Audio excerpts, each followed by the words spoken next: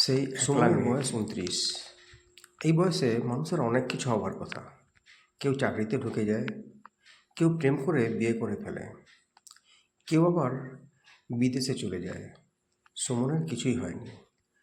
সে এখনও সকালে ঘুম থেকে উঠে টিউশনি পড়াতে যায়, বাজার করে আনে, মায়ের ওষুধ কেনে, আর রাতে বিছানায় শুয়ে ভাবে এই জীবনটা আদৌ কোনো জীবন কিনা। একসময় সে খুব ভালো ছাত্র ছিল। স্কুলে মাস্টারমশাইরা নাম ধরে চিনতেন। কলেজে ক্রিকেট টিমের ওপেনার ছিল, ডিবেট করত, কবিতা লিখত। পাড়ার লোকেরা বলতো ছেলেটার ভবিষ্যৎ আছে। ভবিষ্যৎ শব্দটা পরে সুমনের খুব হাস্যকর মনে হয়। যেন কেউ অন্ধকার ঘরে দাঁড়িয়ে বলছে ওই সামনে আলো আছে, হাঁটতে থাকো।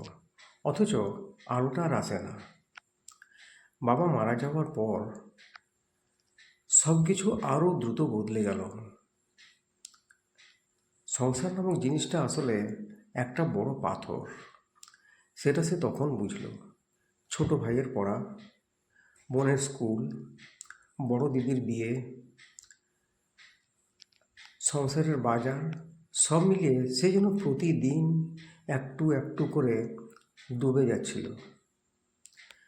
তার মা এখনও ভগবানে বিশ্বাস করেন, বিশেষ করে মা কালীতে। সুমন আর করে না, একসময় করতো হয়তো।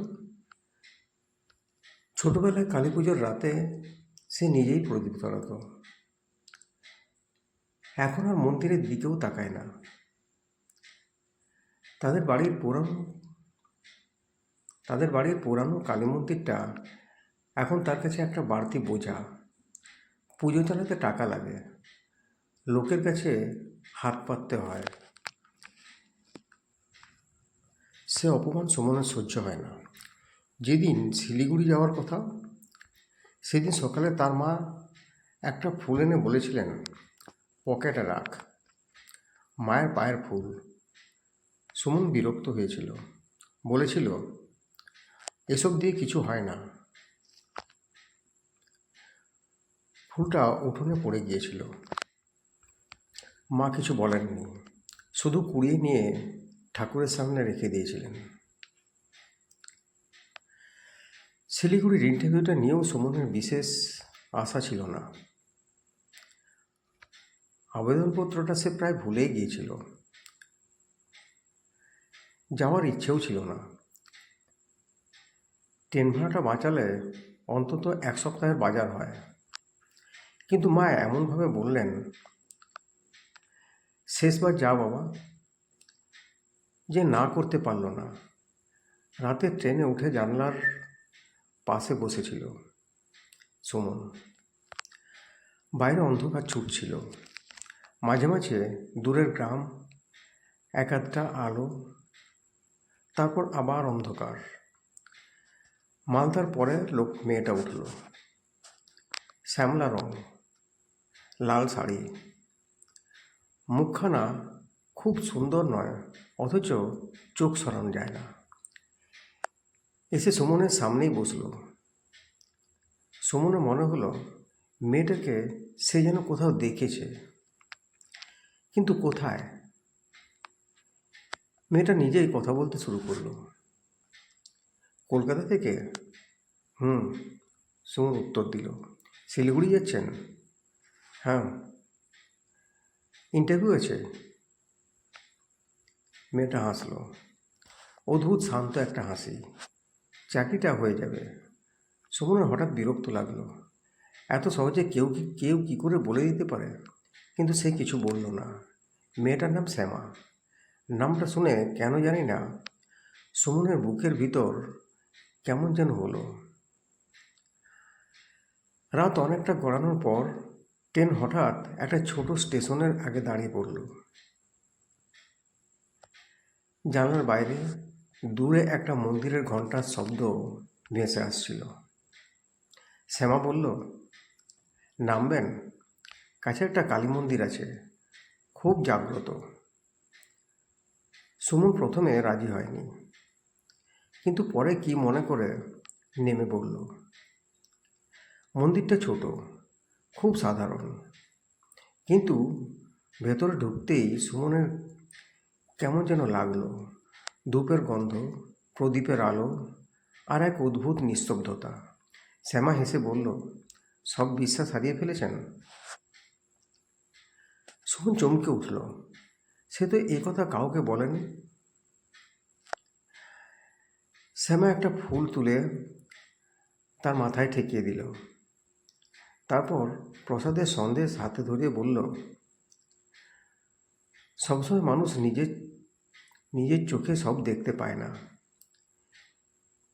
ফিরে আসার সময় সুমনের মনে হচ্ছিল অনেকদিন পরে সে যেন একটু হালকা হয়েছে। পরদিন ইন্টারভিউ খুব ভালো হলো। অদ্ভুতভাবে আত্মবিশ্বাসী লাগছিল নিজেকে, যেন কেউ ভিতর থেকে সমস্ত উত্তর বলে দিচ্ছে। আর সত্যিই চাকরিটা হয়ে গেল। কলেজের গেটের বাইরে বেরিয়ে সে দেখল শ্যামা দাঁড়িয়ে আছে। বলেছিলাম না? সুমন হেসে ফেলল। কতদিন পরে সে হাসল, মনে করতে পারছে না। আপনার ঠিকানা দিন, সুমন বলল। শ্যামা একটা ছোট কাগজ দিল। আমার ঠিকানা লেখা আছে, রেখে দিন। তারপর চলে গেল, ঠিক যেন হাওয়ার মধ্যে মিলিয়ে গেল। সুমন কাগজটা না দেখেই ব্যাগে রেখে দিল।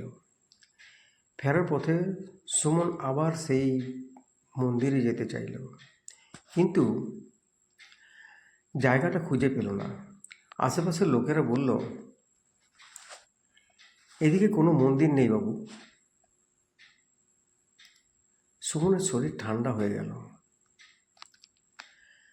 বাড়ি ফিরে সবাই খুব খুশি। মা কাঁদতে কাঁদতে বললেন, মা মুখ তুলে চেয়েছেন। সন্ধ্যাবেলা সুমন ব্যাগ থেকে কাগজটা বের করলো। খুলে দেখে তার হাত কেঁপে উঠল। সেখানে লেখা 73A মুখার্জি বাড়ি কালী মন্দির। তাদের নিজেদের মন্দির, মানে যে মন্দিরের দিকে সে এতদিন তাকায়নি, সেখানে শ্যামা থাকে। সুমন ধীরে ধীরে উঠোনে গেল। সন্ধ্যের আলোয় মন্দিরটা চুপচাপ দাঁড়িয়ে আছে। ভিতরে প্রদীপ জ্বলছে। তার হঠাৎ মনে হলো মায়ের মুখের সঙ্গে শ্যামার মুখের খুব মিল, বিশেষ করে চোখ দুটো।